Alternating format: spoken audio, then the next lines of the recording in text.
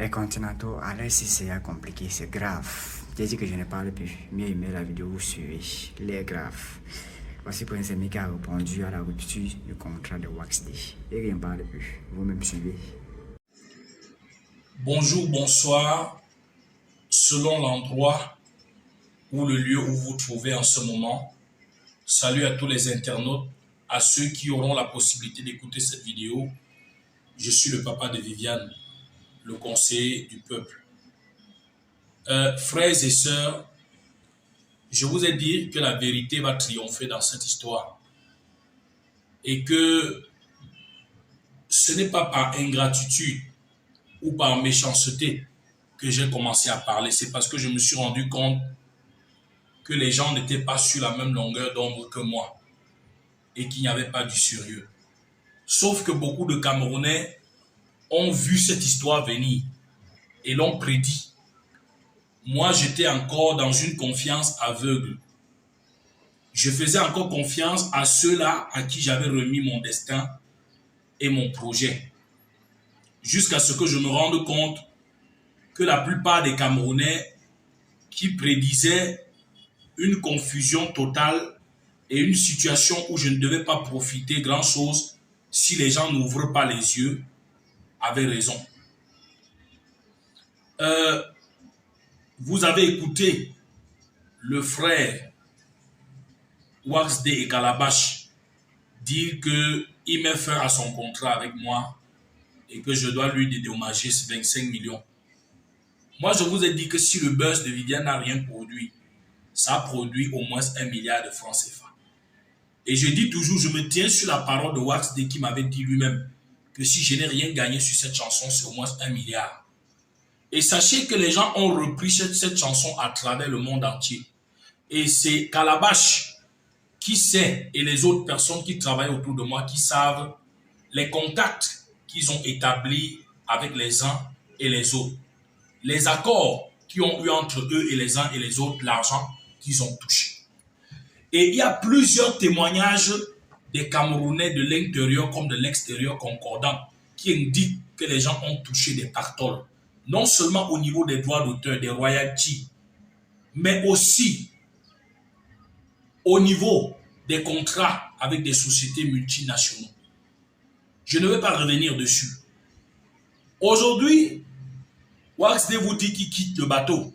D'ailleurs, il avait déjà dit depuis. Voilà un contrat qui ne protège que certaines personnes et qui ne protège que leurs intérêts, qui ne garantit que leurs intérêts. Un contrat où je n'avais que des devoirs, mais pas de droits. Un contrat, vous ne savez pas comment ce contrat a eu lieu. J'étais dans un moment difficile où je me cherchais une équipe au début du buzz et je me battais. Et je suis arrivé un soir au bureau de Easy Construction après que j'avais établi le contact avec WaxD. On m'a dit, après une conversation, si tu ne nous donnes pas un contrat, nous ne pouvons pas t'aider à avancer. Mais si tu nous donnes un contrat, on peut t'aider à récupérer tous tes droits et on peut t'aider à gagner les marchés de 5 millions, de 10 millions. WaxD m'a promis que je devais faire des featuring avec Fally Ipupa, Burna Boy, Davido, Nazar, Wendy Shea. On vous a dit à vous et moi que Prince Aimé devait prester dans un spectacle, dans un stade de 30 000 places au Ghana avec Wendy Shea. On m'a dit que je devais aller en Afrique du Sud, chanter avec Master KG. On m'a promis que mon featuring avec Malox et les 5 grosses têtes, après ce featuring, on devait tout faire pour que le featuring avec des Bordeaux ait lieu. Je ne peux pas vous dire, j'ai signé ce contrat suite aux propositions alléchantes qui m'ont été faites. Et je peux vous rassurer que pour moi, ça a été un contrat fraternel, dans un premier temps d'édition, parce qu'il n'était pas question de management et de production. Et Prince Aimé n'a jamais touché un radis venant de la main de WaxD par rapport à la collaboration de management ou de production. Le contrat était un contrat à l'aveugle, où il n'y avait la présence d'aucun membre de ma famille, d'aucune copine ou d'aucun témoin du côté de Prince Aimé. Les gens ont taillé un contrat sur mesure qui les arrangeait profiter du fait que je ne pouvais pas lire. C'est aujourd'hui que j'apprends même que je devais donner une chanson par mois. Ce qui m'a été dit n'est pas ce qui a été écrit. Et moi, j'ai signé. Parce qu'en ce moment, je cherchais le chemin. J'avais besoin qu'on puisse m'encadrer et m'accompagner. L'étoile brillait, la lumière brillait, mais il n'y avait aucun encadrement réel autour de moi. Et j'avais besoin d'être orienté, d'être encadré. Je voulais qu'une équipe puisse prendre le projet en main. Les gens qui ont sali la dignité et qui salissent l'honneur du peuple camerounais vont rendre compte. Ce n'est pas moi qui a déçu le Cameroun. Ce n'est pas moi qui fais honte au Cameroun. Ce n'est pas moi qui salit l'honneur et la dignité du Cameroun et de l'Afrique.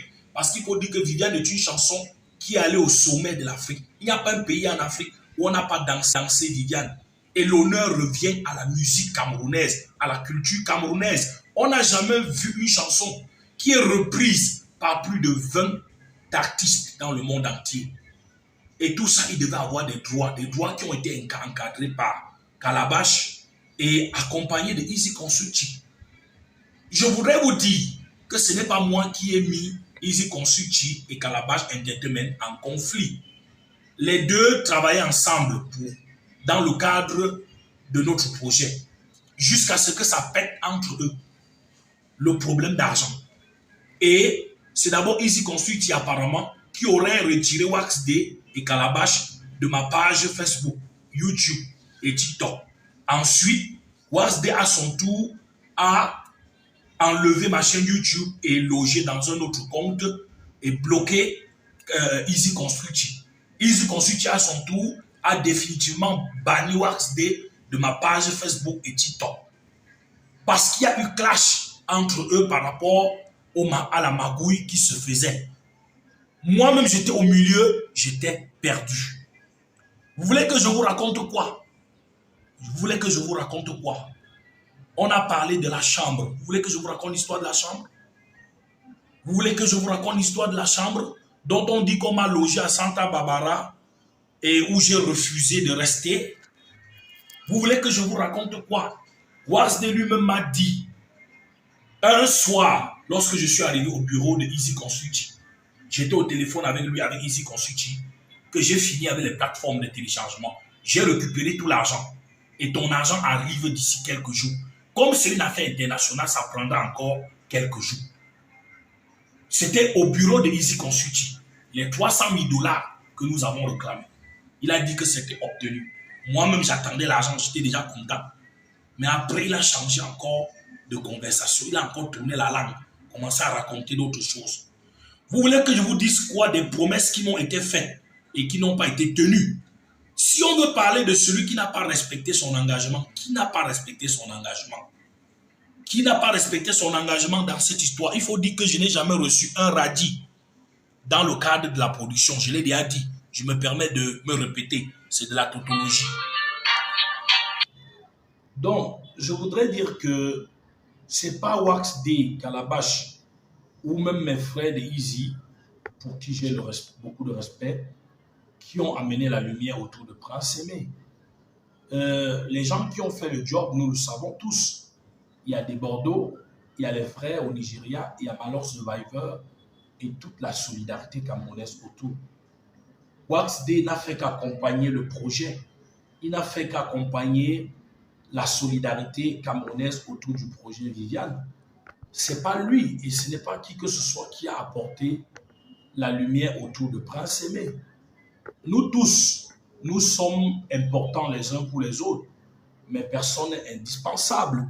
Dieu est le Dieu de tout un chacun. Qui aurait cru que Prince Aimé ressusciterait autant, avec autant d'énergie et d'engouement en 2024? Ce sont les choses de Dieu. Personne ne peut penser ou prétendre qu'il détient le destin de l'autre entre les mains. Celui qui doit à Prince Aimé des comptes et au peuple camerounais, au peuple africain, c'est Wax Day et toute l'équipe qui a travaillé avec lui. Moi, j'ai été dans la confusion au milieu d'eux parce que les deux étaient en conflit et ne s'entendaient plus. Moi, je ne savais plus quoi faire. Au jour d'aujourd'hui où je vous parle, je n'ai pas accès à ma chaîne YouTube et je n'ai pas accès à ma page Facebook et TikTok. Donc, je n'ai jamais pris de l'argent à WaxD dans le cadre de la production ou du management. Je ne connais pas quel investissement il a fait réellement parce que le média tour que j'ai fait au Cameroun, ça a été l'engouement suscité autour du projet Viviane par les Camerounais et par toute la solidarité. Beaucoup de médias m'ont reçu gratuitement. WaxD n'a rien payé.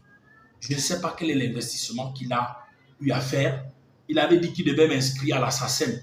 Jusqu'aujourd'hui, je ne suis pas membre de la SACEM. Pour que la SACEM puisse protéger mes droits, il a parlé d'une société en Afrique du Sud. Moi, je n'en sais rien. Mais je vous dis la vérité, je suis comme vous dans la confusion totale. Et nous pensons que même si WaxD veut se retirer avec toute l'équipe qui travaille avec lui, nous n'avons aucun problème. Prince Aimé n'a pas commencé aujourd'hui. Avant que la lumière du buzz n'arrive, on connaissait déjà Prince Aimé au Cameroun et même en Afrique. Même s'il raconte que ceux qui étaient là avant n'ont rien fait. On sait qu'en 21 ans, Prince Aimé a produit l'album de Viviane, mais a aussi produit Ancien Chauffeur, Polygamie. Tout le monde le sait, Crie à l'Éternel. Donc, la carrière de Prince Aimé n'a pas commencé avec WaxD et les autres. Ils ne sont arrivés qu'il y a de cela 4 mois. Donc, s'ils avaient fait les choses correctement, le peuple camerounais et africain et tous les êtres humains de bon sens, on allait les féliciter et leur dire bravo. Mais nous sommes déçus de tout ce qui est en train de se passer. Moi, je suis un non-voyant. Si je ne fais pas confiance, je fais quoi d'autre? Moi, j'ai fait confiance jusqu'à ce que je me rende compte que ma confiance a été malheureusement trahie. Donc, je n'en dirai pas assez. Vous voulez que je vous parle de quoi? De la chambre, de l'histoire de la chambre? Je vous raconterai l'histoire de la chambre plus tard. Et vraiment, vous serez désagréablement surpris. Lorsqu'on vous raconte qu'on m'a logé dans une chambre à Santa Barbara et j'ai refusé d'y rester, vous serez surpris quand je vais vous raconter l'histoire autour de la chambre. C'est une histoire qui ressemble au film western. C'est une histoire qui ressemble c'est-à-dire que au film des, je ne sais pas comment je peux dire, au film western, au film, je ne sais pas, vraiment, je n'ai pas de mots.